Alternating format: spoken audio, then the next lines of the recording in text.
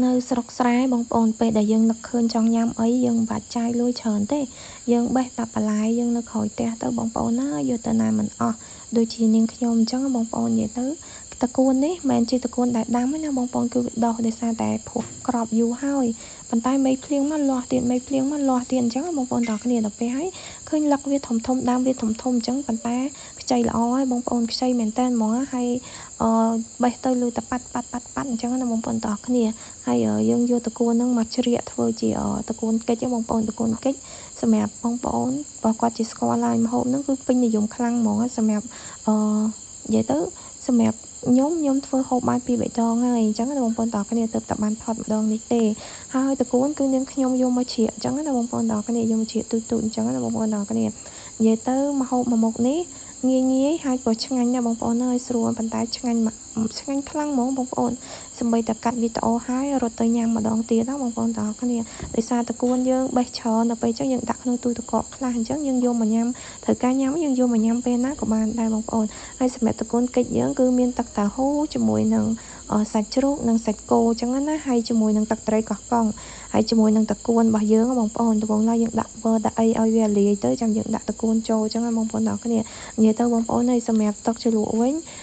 ដាក់ជាមួយទឹកត្រីកោះកុងជាមួយទឹកតាហ៊ូហើយបងប្អូនអើយឆ្ងាញ់ខ្លាំងហ្មងឆ្ងាញ់សាហាវហ្មងបងប្អូនទាំងអស់គ្នាទឹកជ្រលក់ពីរហ្នឹងដាក់បញ្ចូលគ្នាកាលមុននាងខ្ញុំបើថាចុចទឹកត្រីកោះកុងគឺជ្រលក់តែជាមួយនឹងទឹកត្រីកោះកុងទេអត់ជ្រលក់ជាមួយទឹកតាហ៊ូលាយគ្នាអីមិនចូលគ្នាអញ្ចឹងអត់និយាយទៅអត់ដែរធ្លាប់ទេដល់ពេលធ្លាប់ម្ដងបងប្អូនអើយឆ្ងាញ់ហើយញ៉ាំតែម្ដងអញ្ចឹងណាគេថាមិនឲ្យឆ្ងាញ់ទេតែឆ្ងាញ់ញ៉ាំហើយនិយាយទៅតែសើខ្លួនឯងដែរញ៉ាំអត់ចេះឡើងគីឡូទេបងប្អូនអើយនិយាយទៅខ្ញុំភាគច្រើនខ្ញុំញ៉ាំពេលយប់ប៉ុន្តែ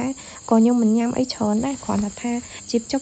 ហ្នឹងណាបងប្អូនបើថាឲ្យញ៉ាំមួយពេលអស់ច្រើនអញ្ចឹងគឺអត់សូវទេបាយអីតិចដែរទេបងប្អូនអើយបើទៅសាទិញបាយគេមកប្រអប់ញ៉ាំមិនអស់ប៉ុណ្ណឹងឲ្យទៅរកឡើងគីឡូឯណាបងប្អូនទាំងអស់គ្នា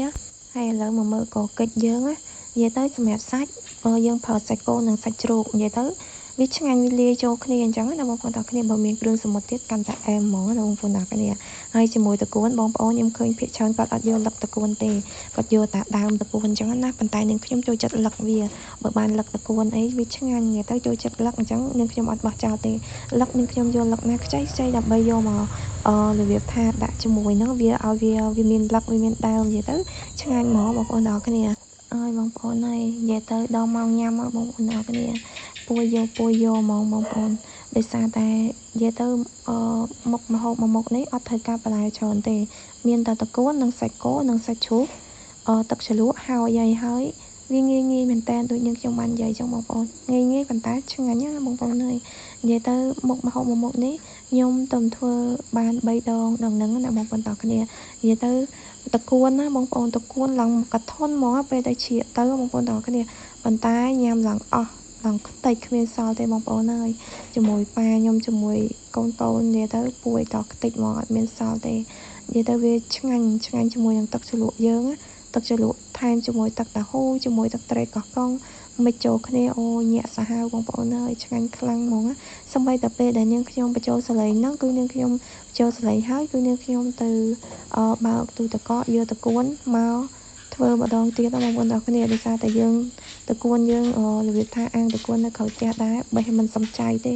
ដាក់ឯងមិនណាណីហ្មងបងប្អូនទាំងគ្នាទៅឲ្យតែមកស្រុកម្ដងគឺសុវត្ថិជាងគេបន្លែនៅក្រោយផ្ទះហ្មងបន្លែធម្មជាតិនៅក្រោយផ្ទះហ្មងមានអីបេះធ្វើតអស់ហ្មងមិនថាតកួនមិនថាអីម្សិលមិញយកតកួនមកទឹកជាមួយនឹងមាន់ថ្ងៃហ្នឹង